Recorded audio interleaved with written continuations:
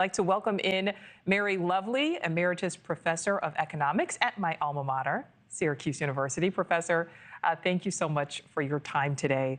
Certainly a lot of reaction to these new tariffs, now this latest news. I'd like to listen to a bit of what President Trump said last night. If you don't make your product in America, however, under the Trump administration, you will pay a tariff, and in some cases, a rather large one. April 2nd, reciprocal tariffs kick in, and whatever they tariff us, other countries, we will tariff them. That's reciprocal, back and forth. All right, Professor, so what is your reaction to not only these newest tariffs, but now to this 1-month exemption, and to also what could potentially happen in the near future? Yeah, I mean, we know that the tariffs are going to cause price increases for American households. I think the administration has now pretty much admitted that. What the president hopes will happen is that the tariffs would lead to investment in the U.S. And more jobs in manufacturing in the U.S.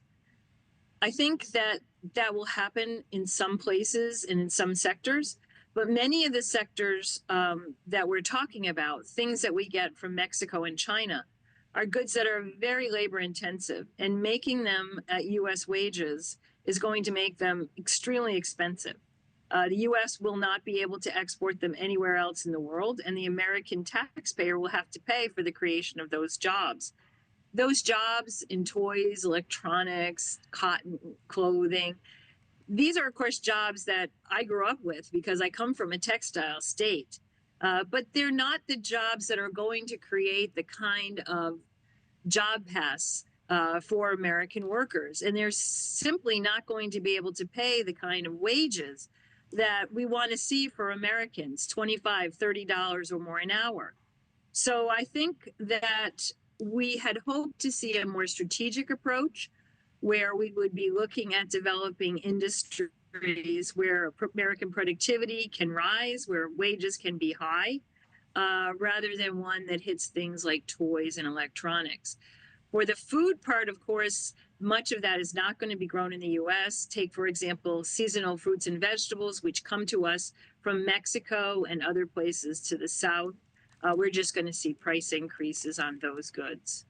All right, so Professor, we heard earlier today from the Commerce Secretary that the president may cut tariffs for some sectors. We're now learning just within the hour that will happen for car imports. Let's listen to what the White House had to say moments ago about cars and reciprocal tariffs. We spoke with the big 3 auto dealers. We are going to give a 1-month exemption on any autos coming through USMCA. Reciprocal tariffs will still go into effect on April 2nd, but at the request of the companies associated with USMCA, the president is giving them an exemption for 1 month so they are not at an economic disadvantage. So the 3 companies that he spoke to are Stellantis, Ford, and General Motors. They requested the call, they made the ask, and the president is happy to do it. It's a 1-month exemption.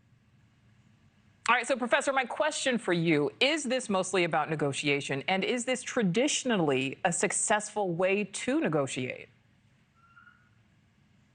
I don't think we can know if it's mostly about negotiation. Only the president really knows that. What we can say is that 1 month is not enough time to rearrange production networks, which have served North America extremely well. We can't move, assembly plants or manufacturing facilities for roof racks, for catalytic converters, or whole assembly plants from Mexico to the United States. The Canada-U.S. relationship goes back much farther and has been extremely successful for both countries in creating vehicles that can be sold competitively in the United States. So I don't think 1 month is very meaningful.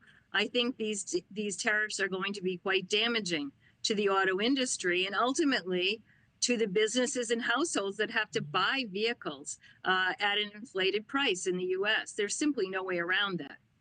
Thanks for watching. Go to joinnn.com to find NewsNation on your screen. And don't forget to click the red subscribe button below to get more of NewsNation's fact-driven, unbiased coverage.